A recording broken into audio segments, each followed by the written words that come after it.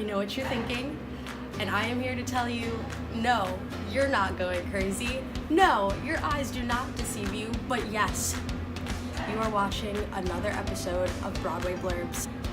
I know, it's been a very long time, but hey, life gets in the way. But it's okay because we are back and we are better than ever because the Tony nominations came out this past week and I think we need to talk about it. But before we get way too into it, shameless plug, follow me on Instagram and Twitter at bwayblurbs because I know that you probably felt like you were missing a part of your life without, your theater information. But if you follow us at bwayblurbs, again, you will get daily updates on Instagram and Twitter, through Instagram stories, Twitter posts, Instagram posts, pictures, videos, GIFs, funny comments, and you can even be featured on it as well if you DM me or message me or email me any comments that you have, any shows that you're in, or anything else that you might want to be featured on.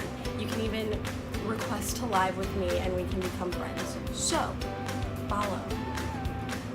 You know you want to. I'll give you some time so that you can follow. Okay, so Tony nominations.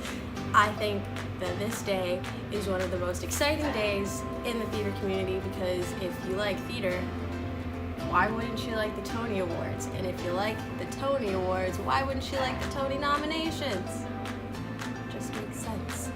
I love finding out which shows get nominated because it's kind of like something that gets built up throughout the season. Like, is this person going to be nominated? What are these Tony nomination guesses going to be? Ooh, what kind of pool are you going to put your money into for who's going to win?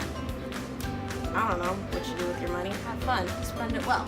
But for the Tony nominations this year, I think you might have a little bit of a problem because I don't know who's going to win. I don't know. I think that this year there were a lot of surprises, not anything bad or negative, just surprises. For starters, Mean Girls and SpongeBob are leading nominations with 12 each. But the other shows are not far behind. My Fair Lady has 10 nominations, Carousel has 11, so I mean the categories are pretty stacked. Plus, Angels in America became the most Tony nominated play in history. The Tony Awards are pretty old, we're on number 71, and they're just now the most nominated play, with 11 nominations. They're all very big numbers, is pretty much the thing, so I'm really excited for this year. So I want to talk about some of the first-time nominees that I'm really, really excited for. Frat Party. Let's start with Haley Kilgore, 19 years old, Broadway debut, gets a Tony nomination. And I also think it's pretty cool that she got nominated for T Moon in Once on This Island, and LaShawns, who originated that role, is also nominated this year for Summer, the Donna Summer musical.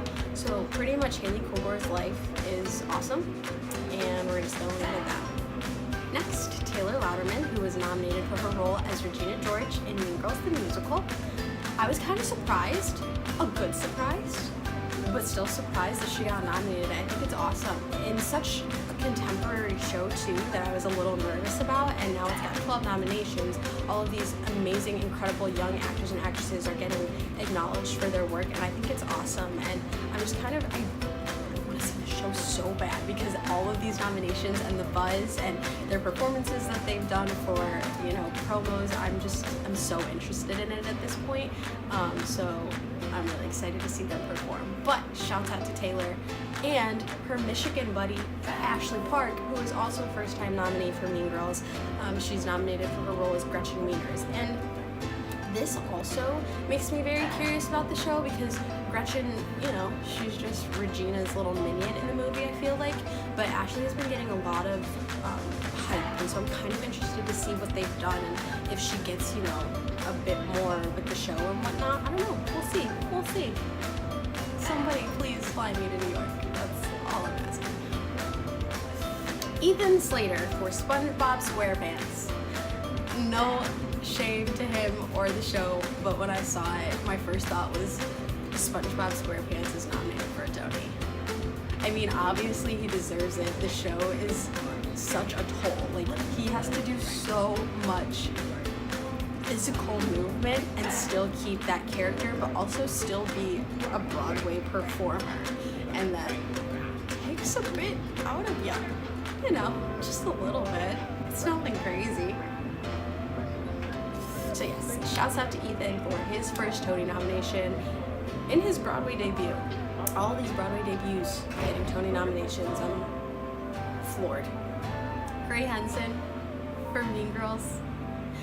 Oh my goodness. If you follow Gray Henson on any social media, or if you see any Mean Girls social media with him on it, he just warms your heart. He's so funny, but so adorable at the same time. And I've seen, like, you know, the little clips and show clips from Mean Girls, and I think that Damien is another character that, you know, you get a little bit more for him. It's so loud. Okay. So yeah, Mean Girls is, it's a mystery, but a good mystery, and I want to know more. So congratulations, Gray. My girl Lindsay Mendez was nominated for Carousel. I've been a fan of Lindsay since I found Dogfight when I was like 12. And I feel like a prop. Turn your music down. This year also has a lot of familiar faces in the plays categories. People who have been on stage before, you know, whether you might be used to seeing them in musicals, or people who might be in films and TV, like Andrew Garfield, Amy Schumer, Denzel Washington. Not his first rodeo, but, you know. Or, you know, people like Nathan Lane, who has been all over the place.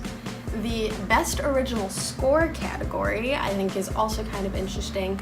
Everything is very new, obviously, because it's original scores, but, you know, you've got Angels in America in there, which does not always happen. You've got The Band's Visit, which I feel like has been kind of underrated. It's been under the radar, but then it's got 11 Tony nominations. So, like, okay, Mean Girls, as well as SpongeBob. So there's a lot of mixture in there, which I think will also lend a bit of mystery and just overall just an interesting quality to the category. Now, everyone's favorite topic, Tony Snubs.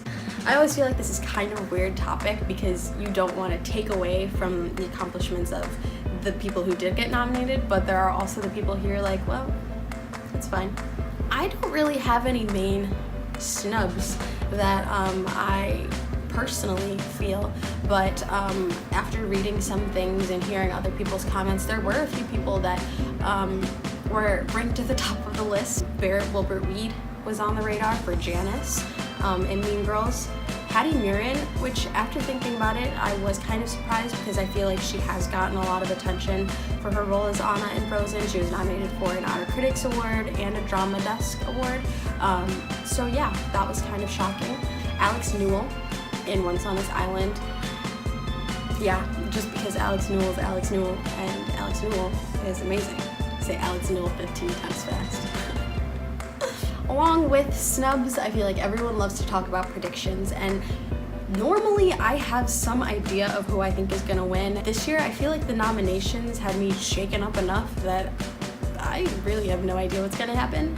But if you have any big predictions of people that you think, that you know are going to win, send them in to me, and I'd love to talk about it. So, let's wrap this episode up, tie it with a pretty bow, and shove it into the Christmas tree, because that is all that I have to say about Tony nominations. If you have anything that you want to talk about, nominations, snubs, predictions, the awards themselves, send it on over to me and we can talk about it. But before we go, one more plug. Do not forget to follow us on Instagram and Twitter for your daily dose of feature. I wouldn't you want that? I would. But that is all I have for you today. Don't forget to watch the Tonys on CBS on Sunday, June 10th at 8/7 Central on CBS, where you can see so many performances and so many cool people win awards that it's just like, it's the best day ever. And I hope you enjoyed our third episode. I promise I will not escape for months.